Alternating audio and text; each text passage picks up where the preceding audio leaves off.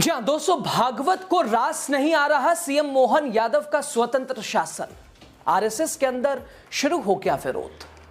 दोस्तों, जनता जब किसी को सत्ता की चाबी सौंपती है तो यह मानकर चलती है कि उसके मुखिया अपने मुताबिक राजकाज चलाएंगे, शासन चलाएंगे।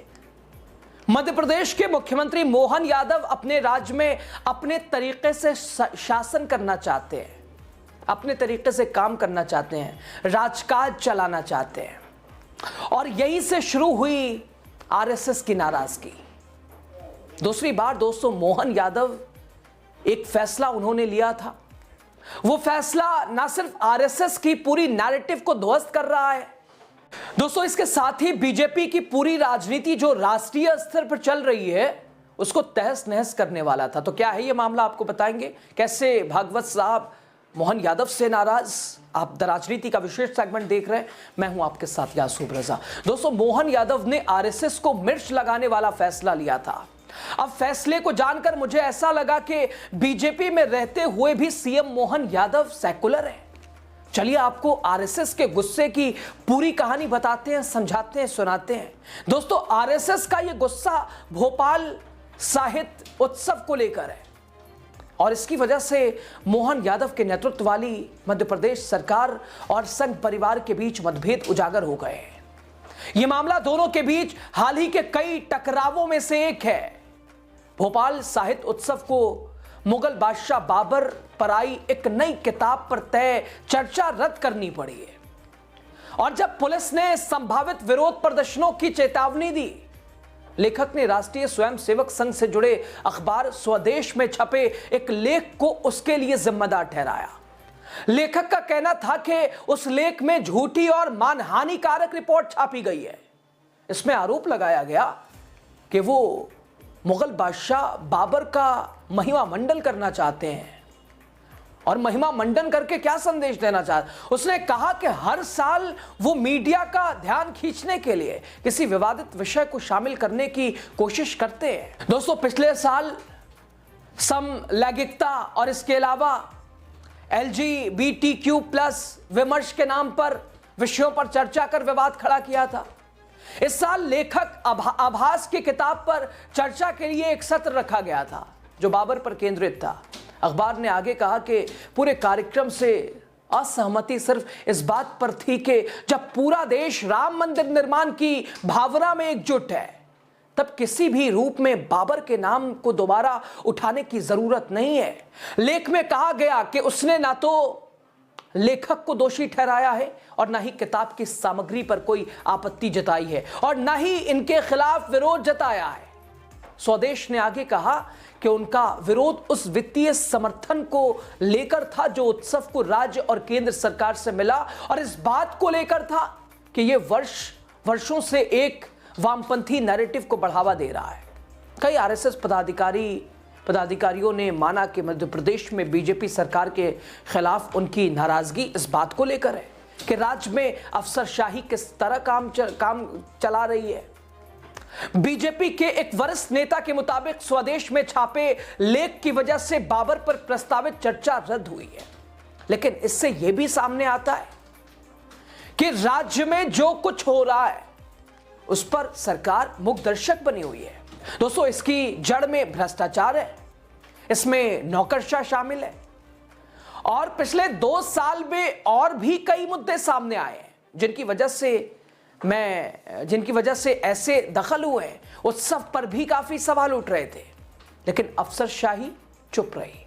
दोस्तों, दिसंबर 2023 में मध्य प्रदेश के मुख्यमंत्री के रूप में शपथ लेने वाले मोहन यादव आरएसएस की ही उपज है, क्योंकि उन्होंने 1984 में संघ के छात्र संगठन अखिल भारतीय विद्यार्थी परिषद से अपने राजनीतिक करियर की शुरुआत की थी। लेकिन इससे संघ परिवार को उनकी सरकार के फैसलों की आलोचना करने से नहीं रोका। सितंबर की एक और घटना में तनाव तब सामने आया जब यादव की आध्यात्मिक नगरी बनाने की ड्रीम परियोजना का विरोध हुआ। दोस्तों, ये परियोजना उज्जैन में थी और जो मालवा क्षेत्र में आता है और जिसे पार्टी की वैचारिक स्रोत भूमि भी माना जाता है। इस परियोजना का विरोध आरएसएस से जुड़े संगठन भारतीय किसान संघ ने किया। दोस्तों, बीकेएस ने 2028 के सीनस्त, जो हर 12 साल में उज्जैन, इसके अलावा हरिद्वार, प्रयागराज और नासिक में लगने वाले कुंभ मेलों में से एक है, उससे पहले एक पक्की आध्यात्मिक नगरी बनाने के लिए 2400 हेक्टेयर जमीन अधिग्रहण का विरोध किया था। बीकेएस ने सरकार पर आरोप लगाया था कि वो भूमि पुलिंग नीति के जरिए किसानों की जमीन हड़पने की कोशिश कर रही है ताकि अस्थायी ढांचे बनाए जा सके। संगठन का कहना था कि ये नामंजूर है क्योंकि उज्जैन सदियों से बिना स्थायी निर्माण के जमीन अधिग्रहण के कुंभ का आयोजन करता रहा है। बीजेपी के एक अन्य पदाधिकारी के मुताबिक यह मामला केंद्रीय गृह मंत्री अमित शाह तक भी पहुंचा था। यह मामला अमित शाह तक संगठन ने शिकायत की थी। इस मामले में भी मुख्यमंत्री नए हैं और अफसरशाही उन्हें गलत दिशा में ले जा रही है। स्थिति तब और बिगड़ी जब मुख्यमंत्री मोहन यादव को पार्टी के भीतर से भी आलोचना झेलनी पड़ी। बीकेएस के विरोध और संघ के समर्थन के चलते भूमि पुलिंग योजना वापस लेनी पड़ी। बीजेपी के एक वरिष्ठ नेता का दावा है कि उन्होंने सड़कों पर उतरने की धमकी दी थी और पार्टी के अंदर भी कुछ विधायकों ने इस कदम की आलोचना की थी। मुख्यमंत्री के पास योजना वापस लेने के अलावा कोई दूसरा विकल्प नहीं था। इंदौर में पानी दूषित होने के मामले को बेअसर तरीके से संभाले जाने पर आरएसएस को स्थिति संभालने के लिए आगे आना पड़ा। बीजेपी नेता ने कहा कि स्थिति हाथ से निकल गई थी और कई पार्टी नेताओं ने आरएसएस को बताया कि सरकार के खराब प्रबंधन के कारण सार्वजनिक छवि को नुकसान पहुंच रहा है, इसलिए आरएसएस को दखल देना पड़ा। दोस्तों, संघ से जुड़े कई संगठन इस बात से भी नाखुश हैं कि किसान और आदिवासियों से जुड़े नीतिगत फैसले पर्याप्त सलाह मशवरा किए बिना लिए जा रहे हैं। अगस्त में आरएसएस से जुड़े संगठन वनवासी कल्याण समिति ने सरकार को सुझाव दिया था कि वो खराब हो चुके हैं जंगलों की बहाली की नीति की समीक्षा करें, स्थानीय आदिवासियों की आजीविका बढ़ाने पर ध्यान दें। 3.7 मिलियन हेक्टेयर खराब जंगलों की बहाली के लिए निजी निवेश की अनुमति देने वाली सरकार की मसौदा नीति पर बीकेएस ने विरोध जताया था। बीजेपी के अंदर कई लोग ये मानते हैं कि सरकार को समय रहते अपनी कार्यशैली दुरुस्त करनी चाहिए, इससे पहले कि मुद्दा चर्चा का विषय बने और विपक्ष इन्हें उठाए। दोस्तों, बीजेपी के अंदर कई नेताओं का कहना है कि सरकार के अंदर भी कई मंत्रियों ने साझा किया है कि उनके पास कोई काम करवाने की ताकत नहीं है, सब कुछ मुख्यमंत्री और नौकरशाह चला रहे हैं। एक अन्य बीजेपी नेता ने बताया कि मध्य प्रदेश सरकार ने भोपाल में बुजुर्ग नागरिकों के लिए सशुल्क आधार पर प्रीमियम सुविधाएं देने वाले एक लग्जरी वृद्धाश्रम की प्रबंधन का ठेका आरएसएस से जुड़े संगठन सेवा भारती को दिया था और जिसे बाद में रद्द कर दिया गया। तीसरे बीजेपी नेता ने कहा कि सामाजिक कल्याण विभाग और सेवा भारती के बीच मतभेदों की वजह से लॉन्च में देरी हुई और सूत्रों के मुताबिक 200 संगठन ने इस मुद्दे को शीर्ष नेतृत्व के सामने रखा और जिसके बाद प्रक्रिया दोबारा शुरू की गई और नया टेंडर भी निकाला गया।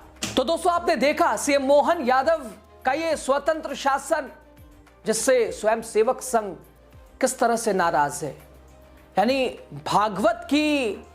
दोस्तों आपने देखा भागवत को एक तरह से रास नहीं आ रहा। सीएम मोहन यादव का यह स्वतंत्र शासन, एक किताब बाबर के नाम, हालांकि बहुत ज्यादा उसमें आपत्तियां भी दर्ज नहीं, खुद राइटर ने साफ तौर पर कहा मोहन यादव उसी का बेड़ा तो उठा रहे थे, लेकिन न जाने क्या मुश्किल है, आपत्ति है, दुविधा है। खैर, बहरहाल खबर पे आपकी राय बताइए आप जरूर।